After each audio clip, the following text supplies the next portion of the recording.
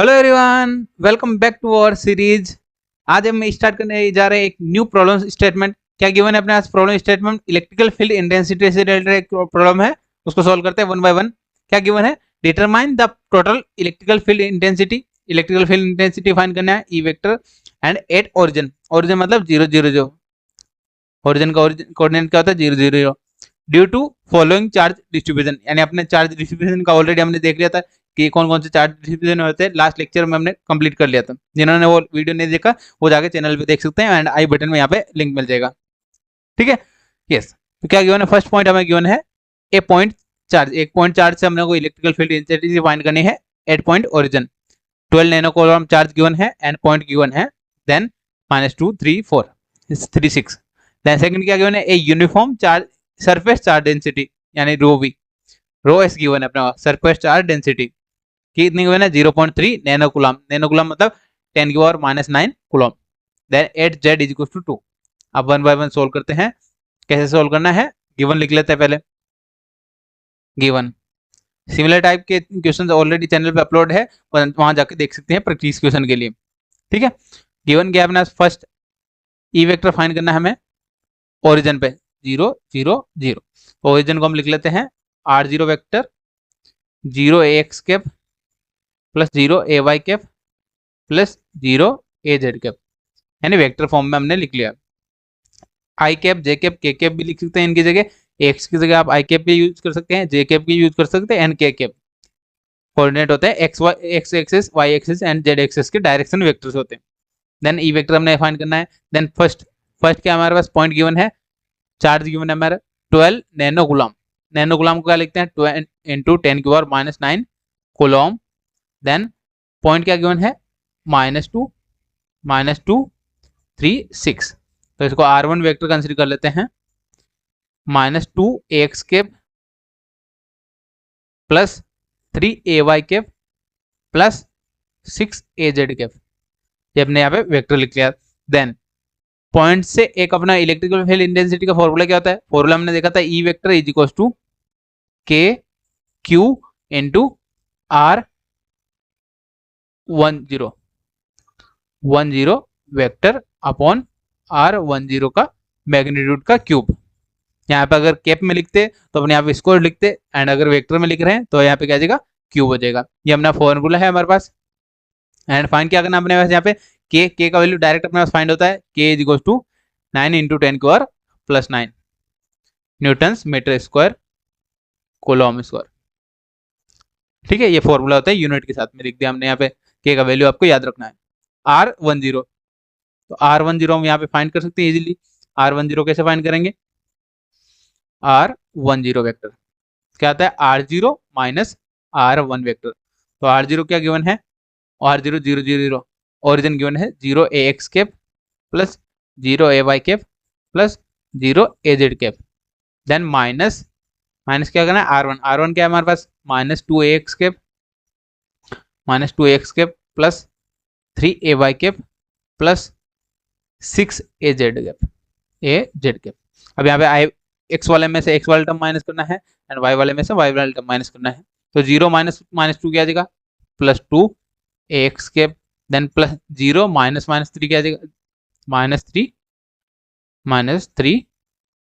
ay cap. Then 0 -6 az cap. ये हमने R10 vector find कर लिया। R10 वेक्टर फाइंड करने के बाद आप मैग्नीट्यूड फाइंड कर सकते हैं इजीली। मैग्नीट्यूड फाइंड करना हमने सीखा था। क्या सीखा था? R10 का मैग्नीट्यूड क्या होता है? अंडर रूट एक्स के साथ में है उसका स्क्वायर किया प्लस ए वाई के साथ में जो भी है उसका स्क्वायर किया प्लस -6 का स्क्वायर। तो यहाँ पे क्या आ जाएगा? 4 + 9, यहाँ पे अच्छे से लिख लेते हैं। कैल्शियम में आप डायरेक्ट सोल्व कर सकते हैं प्लस 36। तो यहाँ पे क्या आ जाएगा? √49।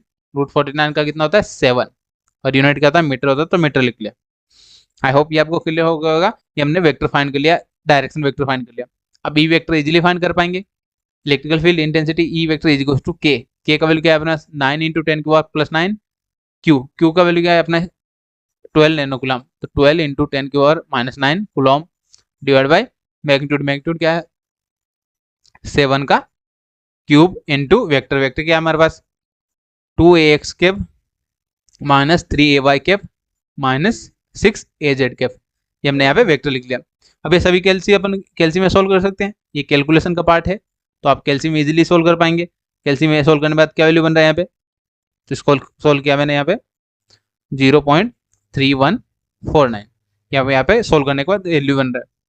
तो इसको सिंप्लीफाई कर लेते हैं यहाँ पे, E vector is equal to 0.3149 multiply with 2ax cap minus 3ay cap minus 6az cap.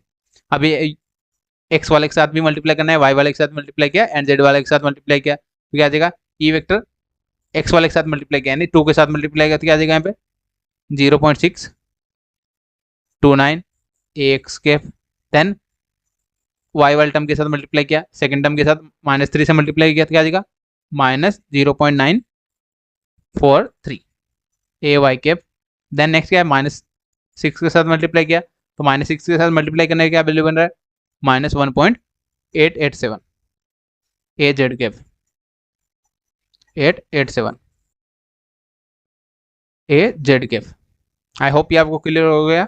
ये हमने फाइंड करना था, फर्स्ट पॉइंट हमारा यही फाइंड करना था, electrical field intensity due to आपने को एक चार्ज गिवन था 12 नैनोकूलम वोल्ट पर मीटर। तो ये हमारा फर्स्ट पॉइंट हमने सोल्व कर लिया इजीली, हमारा फर्स्ट का आंसर आ गया। सेकंड क्या गिवन है, यूनिफॉर्म सरफेस चार्ज डेंसिटी, तो क्या गिवन है, सेकंड वाला सोल्व करते हैं। गिवन क्या है, rho S uniform surface charge density, surface charge density क्या गिवन है, रो एस 0.3 नैनोकूलम, क्या गिवन है, नैनोकूलम पर मीटर स्क्वायर, तो 0.3 नैनो को क्या लिखते हैं 10 की पावर -9 लिखते हैं, तो -9 लिख लिया कूलम पर मीटर स्क्वायर। ये हमने यहाँ पे सरफेस चार्ज डेंसिटी को एसआई यूनिट में हमने कन्वर्ट कर लिया। ये कन्वर्ट करने के बाद अपना फॉर्मूला क्या है, अपना electrical field intensity on uniform density, यानी यूनिफॉर्म सरफेस के लिए क्या आता है अपना फॉर्मूला, इलेक्ट्रिकल फील्ड इंटेंसिटी या electrical field intensity by E vector for uniform surface charge distribution. क्या आता है, E vector is equal to rho S upon 2 epsilon naught, क्या आता है formula, rho S upon 2 epsilon naught into N cap. N cap क्या होता है,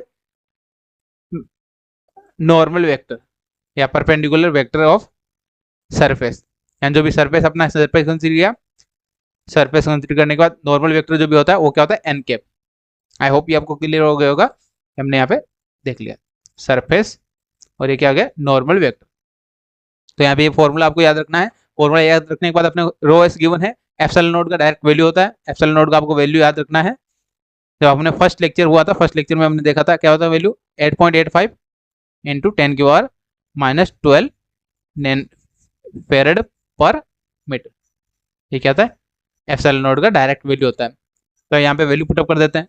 and और क्या गिवन है क्वेश्चन में, क्वेश्चन में अपने गिवन है z is equal to 2 and z axis पे गिवन है, तो z का वैल्यू क्या गिवन है, z इज इक्वल टू 2, कहाँ गिवन है surface z is equal to 2 and origin कहाँ होगा, ओरिजिन z से नीचे ही होगा,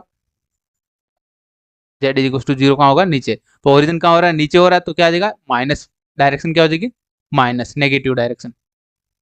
परपेंडिकुलर डायरेक्शन ऊपर है N cap and z direction है, तो इसलिए z डायरेक्शन में हमने लिख दिया, इसको ए जेड से डिनोट कर दिया। एंड क्या आ जाएगा, डायरेक्शन अपोजिट डायरेक्शन है, तो क्या लिखेंगे -az। तो यहाँ पे सोल्व करते हैं, E vector is equal to rho S का वैल्यू क्या है हमारे पास 0.3 इंटू 10 की power -9 upon 2 into epsilon naught का वैल्यू क्या है 8.85 इंटू 10 की पावर -12, देन एन कैप क्या आ जाएगा -az कैप। az कैप क्यों आया, यहाँ पे डायरेक्शन क्या हो जाएगा, अपोजिट है, ओरिजिन यहाँ पे है z is equal to 0, origin मतलब z इज इक्वल टू 0 पे अपना पॉइंट क्या आ जाएगा, ओरिजिन के अपोजिट साइड में है या ओरिजिन बिलो है, बिलो द सरफेस, तो क्या आ जाएगा माइनस में। आई होप ये आपको क्लियर हो गया होगा ये कैसे लिखा हमने। देन अब इसको सिंप्लीफाई कर लेते हैं, यहाँ पे कैल्शियम इजीली सोल्व कर सकते हैं। तो यहाँ पे केएलसी में सोल्व करते हैं 1 by 1, क्या आ जाएगा सोल्व करने के बाद, यस माइनस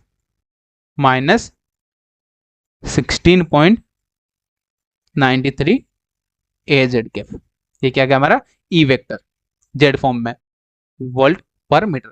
यहाँ पे एक्स एंड वाई वाला टर्म नहीं है तो क्या आ जाएगा 0 एक्स कैप प्लस 0 ए वाई कैप, ई वेक्टर हमने लिख लिया। एंड फाइनल क्या आ जाएगा अपने पास, फाइनल ई वेक्टर क्या आ जाएगा, इसको E1 कंसिडर कर लेते हैं जो फर्स्ट हमने फाइंड किया था, एंड सेकंड क्या आ जाएगा E2, सेकंड क्या है हमारा E2। अब दोनों का क्या आ जाएगा एडिशन कर लेंगे। फाइंड क्या करना था अपने को, टोटल फाइंड करना था।